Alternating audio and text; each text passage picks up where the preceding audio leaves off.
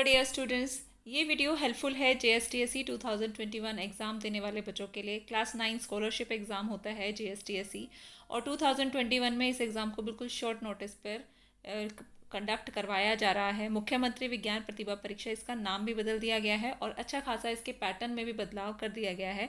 Syllabus और pattern के बारे में इस वीडियो में हम बहुत अच्छे से डिस्क्राइब करेंगे। और इससे पहले वाली जो वीडियो थी, अगर आपने नहीं देखी तो आप ज़रूर देख लेना। उसमें कैसे रजिस्ट्रेशन करना है, कौन बच्चे एलिजिबल हैं और भी बहुत सारी बातें JSTSE से रिगार्डिंग हमने डिस्कस की हैं, उसको भी आप देख लेना। अब आगे बढ़ेंगे कि तो JSTSE का जो एग्ज़ाम पैटर्न है वो क्या रहने वाला है। तो हमें इतना ही दिया गया है सर्कुलर में कि इसके एग्ज़ाम पैटर्न में पेपर 1 एंड पेपर 2 ये दो पेपर होंगे, आपके सेम डे होंगे, दोनों MCQ ही होंगे और सेम डे आपको वहीं पर आपको ये दोनों पेपर उसी में अटैच भी होता है।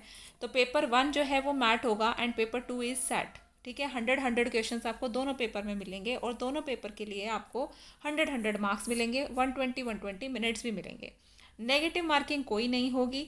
इसका मतलब ये है कि आप सारे क्वेश्चंस को अटैम्प्ट करें, कोई क्वेश्चन को छोड़े नहीं, क्योंकि नेगेटिव मार्किंग नहीं है तो इसका मतलब आपके मार्क्स नहीं कटेंगे। बाय चांस अगर कोई क्वेश्चन गलत हो जाता है तो आपके मार्क्स नहीं कटेंगे। अब आते हैं बात इसके सिलेबस की, जो कि बहुत सारे बच्चों का आंसर क्वेश्चन था। वीडियो में आने में थोड़ा देरी हुई, कोई बात नहीं, इसमें सब कुछ बता देंगे। मैट जो है, MAT मैट होता है मेंटल एबिलिटी टेस्ट, पार्ट 1 रहेगा आपका और इसमें भी आपको 100 क्वेश्चंस और 120 मिनट्स में आपको करने होंगे।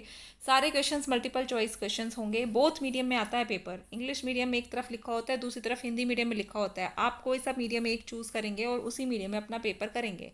ठीक है, आप समझ सकते हैं। अगर आपको इंग्लिश में समझ नहीं आ रहा तो आप हिंदी में देख सकते हो उस क्वेश्चन को, हिंदी में समझ नहीं आ रहा तो इंग्लिश में चेक कर सकते हो। मैं अभी पैटर्न भी दिखाऊंगी, क्वेश्चन पेपर आपको दिखाऊंगी वीडियो के एंड में, तो आप वहाँ से समझ सकते हैं। लेकिन आप एक ही क्वेश्चन को अटैम्प्ट कर रहे हैं, ठीक है, तो आप या तो इंग्लिश में करिए या हिंदी मीडियम में करिए। आपको लिखना कुछ भी नहीं है, सारे क्वेश्चन MCQ होंगे, 4 ऑप्शंस में से एक करेक्ट होगा, उसी को आपको बताना होगा। तो जो मैट है, मेंटल एबिलिटी टेस्ट, एक्चुअली हुआ क्या कि जो एग्ज़ाम पैटर्न इसका चेंज किया गया है।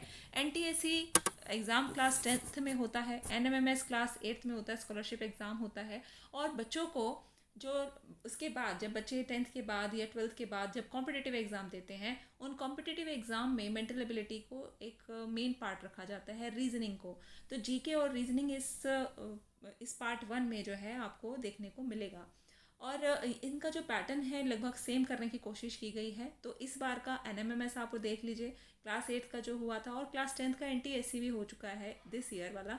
तो इसमें काफ़ी समानताएं रहेंगी, मैं आपको डिस्क्राइब करने की कोशिश करूँगी, आपके लिए थोड़ा हेल्पफुल रहेगा ये। तो GK में जो मेनली क्वेश्चंस रहेंगे कि जो फेमस पर्सनालिटीज़ हैं उनसे रिलेटेड रहते हैं, बुक्स और ऑथर्स क्या क्या हैं जो न्यू चर्चा में हैं। ठीक है, इंपॉर्टेंट डेज और इवेंट्स होते हैं, फेस्टिवल्स ऑफ इंडिया, कुछ इस तरीके के टॉपिक्स जो हैं GK से ले लिए जाते हैं, आपको क्वेश्चंस दिए जाते हैं। करंट अफेयर्स से आप न्यूज़ जो होती है, जो कि अभी रिसेंटली न्यूज़ चल रहे हैं, उन न्यूज़ से रिलेटेड आ जाता है। अभी आप देख रहे होंगे कि अभी तो आपका पेपर होना है 28 मार्च को, कुछ टाइम पहले उसको बनाया भी गया होगा, यानी कि 1-2 महीने पहले से जो करंट अफेयर्स चल रहा था वो आप कर सकते हो। बात आती है रीजनिंग की। अब ये रीजनिंग जो है वो आपके लिए थोड़ा सा नया हो सकता है। ये जितने भी कॉम्पिटिटिव एग्जाम होते हैं उनके अंदर रीजनिंग पार्ट होता ही है। अगर सिलेबस की बात करोगे तो रीजनिंग के कुछ इस तरीके के जो है सिलेबस होता है। आप क्लास 9 के स्टूडेंट्स हो, कुछ बच्चे इनको समझ पाएंगे कि इनके अंदर कैसे क्वेश्चन आ सकते हैं, कुछ बच्चों के लिए बिल्कुल नहीं समझ आएगा। मैं आपको कोशिश करूँगी समझाने की। जैसे कि इसमें कुछ टॉपिक्स दे रखे हैं, मिसिंग कैरेक्टर्स। आपको कोई सीरीज़ दे दिया जाए और आपसे पूछा जाए कि इस सीरीज़ के बाद एक अगला प्रश्न, अगला जो कैरेक्टर होगा वो क्या होगा। ब्लड रिलेशन में क्वेश्चन आते हैं, आपको रिलेशन बता दिया जाता है कि इसकी मदर्स का ब्रदर है तो वो आपका क्या होगा। इस तरीके के ब्लड रिलेशन में क्वेश्चन आते हैं। फिगर्स पर क्वेश्चन बहुत ज़्यादा आते हैं, वेन डायग्राम्स पर आते हैं। तो अभी मैं आपको दिखाती हूँ, मिरर इमेजेस हैं जैसे, तो एक आध क्वेश्चन मैं आपको दिखाने की कोशिश करूँगी। यहाँ आप देखो सीरीज़ के क्वेश्चंस हैं, आपसे पूछा गया है कि लास्ट में कौन सा नंबर आएगा। यहाँ नंबर दे रखे हैं 2, 6, 8, 16, 30, 54। तो इस सीरीज़ में नेक्स्ट नंबर क्या होगा चारों ऑप्शंस में से, बताइए। अब यहाँ पर आपको पिक्चर्स दी गई हैं, इन पिक्चर्स में से आपको बोला जाता है कि काउंट द स्क्वायर्स, कितने स्क्वायर हैं इस फिगर के अंदर, और वो आपको ऑप्शन में बताना होगा, है ना। काउंट द ट्राइंगल्स, तो इस तरीके से आपको क्वेश्चन पूछे जा सकते हैं। इसके अलावा कुछ ऐसे प्रश्न भी आते हैं, और ये इमेजेस वाले प्रश्न आते हैं कि सीरीज़ बना दी है और नेक्स्ट जो होगा कौन सा होगा इन चारों में से। तो ये कुछ इस तरीके के भी प्रश्न हो सकते हैं। तो रीजनिंग में अगर दिक्कत आएगी तो और वीडियोस भी आएंगी। और अगर आपको कोई प्रॉब्लम होगी तो ज़रूर कमेंट में मुझे बताइएगा। उसके बाद है सैट, यहाँ पे एम सैट लिखा गया है, ये एम सैट नहीं है बल्कि सैट का पेपर है। सैट में सब्जेक्ट एप्टीट्यूड होता है।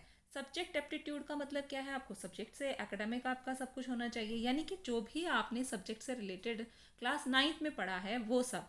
और सब्जेक्ट यह मेनली साइंस का पेपर है, साइंस का स्कॉलरशिप एग्जाम है, तो साइंस से तो आपको करना ही होगा। और बात आती है क्लास की, कौन सी क्लास का पढ़ना है, तो बेटा क्लास 9th में आप हो ना, तो क्लास 9th का साइंस और मैथ्स, बेसिक साइंस, यानी कि आपका जो सिलेबस है क्लास 9th का ही, वही इसके अंदर आने वाला है। बहुत कम क्वेश्चन, मैंने लास्ट ईयर के क्वेश्चंस देखे तो बहुत से क्वेश्चंस होते हैं, लेकिन बहुत कम क्वेश्चंस जो हैं क्लास 8th और क्लास 10th के भी देखने को मिलते हैं। थोड़े हाई लेवल के क्वेश्चन होते हैं, ये गैप करने के लिए रखा जाता है।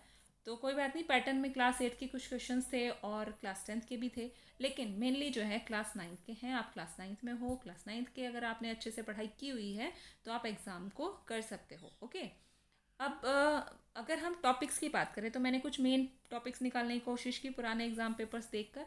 तो उससे मोशन एक चैप्टर है, force and laws of motion है, मैंने लिख दिया है यहाँ पर। फिजिक्स से ग्रेविटेशन है, work and energy, sound and electricity, तो इनसे आपको प्रश्न देखने को मिल सकते हैं। केमिस्ट्री में एटम्स एंड मॉलिक्यूल्स है, स्ट्रक्चर ऑफ एटम है, acid and base, metal, general names of chemicals हैं, इन पर क्वेश्चंस आ जाते हैं। बायोलॉजी में आप टिश्यूज़ वाला चैप्टर समझिए, fundamental unit of life, food resources, environment से रिलेटेड क्वेश्चंस देखने को मिलते हैं। इसके अलावा क्लास 8 से माइक्रो ऑर्गेनिज्म का चैप्टर था, जिससे बहुत सारे एमसीक्यूज बन जाते हैं, काफ़ी सारे क्वेश्चंस बनते हैं, काफ़ी इंपॉर्टेंट टॉपिक है। तो क्लास 8 का माइक्रो ऑर्गेनिज्म आप पढ़ सकते हो, क्योंकि इसके क्वेश्चंस भी जनरली देखने को मिल रहे हैं। और मैथ्स में भी कुछ टॉपिक्स हैं, अलजेब्रा हो गया, ज्योमेट्री है, mensuration, profit and loss, ratio, percentage, whole numbers, तो ये कुछ टॉपिक्स हैं, इनसे हो सकते हैं क्वेश्चन। ये मेरे को लगता है कि इंपॉर्टेंटली इनमें से क्वेश्चन काफ़ी दिखाई दे रहे हैं प्रश्न में। आगे देखते हैं सोशल साइंस। तो आपका जो सैट पेपर है उसमें आपको मैथ्स, सोशल साइंस और साइंस, इनसे क्वेश्चन देखेंगे आप। सोशल साइंस में जैसे हिस्ट्री से आप इंपॉर्टेंट हिस्टोरिकल इवेंट्स हो गए, या पुराना जो इंडिया था हमारा, प्राचीन भारत, एंशिएंट इंडिया, इनसे प्रश्न देखिए। ज्योग्राफी से तो बहुत सारे प्रश्न बन सकते हैं, सोलर सिस्टम पर, पॉपुलेशन पर, नेशनल पार्क्स हैं, सेंचुरीज हैं, फीचर्स ऑफ इंडिया हैं, है ना, बहुत सारे क्वेश्चंस। और सिविक्स से कॉन्स्टिट्यूशन है, गवर्नमेंट स्कीम्स हैं। ये मैंने आपको कुछ पॉइंट्स सुझाए हैं, आप इनको आप कर सकते हैं। क्लास 9th का जो आपके एनसीईआरटी हैं, एनसीईआरटी की जो बुक्स हैं जो आप पढ़ रहे हो, एकेडमिक जो आप पढ़ रहे हो, और जो आपकी एनसीईआरटी एग्जाम्पलर वाली बुक्स हैं, उनको आप एक बार देख सकते हो इस पेपर के लिए। ओके, तो ये सारा सिलेबस था। आई होप कि आपके लिए काफ़ी हेल्पफुल रहेगी ये वीडियो। अभी हम इसी वीडियो के एंड में अभी जो है लास्ट ईयर का जो क्वेश्चन पेपर था उसको देखेंगे। हालांकि इस क्वेश्चन पेपर का पैटर्न अलग था, ये प्रीवियस ईयर से क्वेश्चन पेपर है आपका, तो इसमें आप देख पाओगे कि पैटर्न ही अलग हुआ करता था। पार्ट 1 जीके में 50 क्वेश्चन होते थे, और पार्ट 2 सैट में 51 to 200, यानी कि 150 क्वेश्चन आपके सब्जेक्ट से होते थे, और 50 क्वेश्चन में जीके हुआ करता था। ठीक है, तो अगर इस क्वेश्चन पेपर को आप देखेंगे, वैसे मैं इस क्वेश्चन पेपर को आपको टेलीग्राम ग्रुप पर शेयर कर दूंगी, आप टेलीग्राम ग्रुप को ज्वाइन कर लेना, डिस्क्रिप्शन में मैं लिंक डाल दूंगी। तो यहाँ पे आप देख रहे हो जीके के क्वेश्चंस जो हैं वो दिए गए हैं, इंग्लिश मीडियम और हिंदी मीडियम। देखिए इधर इंग्लिश मीडियम में लिखा है, इधर हिंदी मीडियम में लिखा है। क्वेश्चन इंग्लिश में समझ नहीं आए, हिंदी में पढ़िए, हिंदी में नहीं आता इंग्लिश में पढ़िए।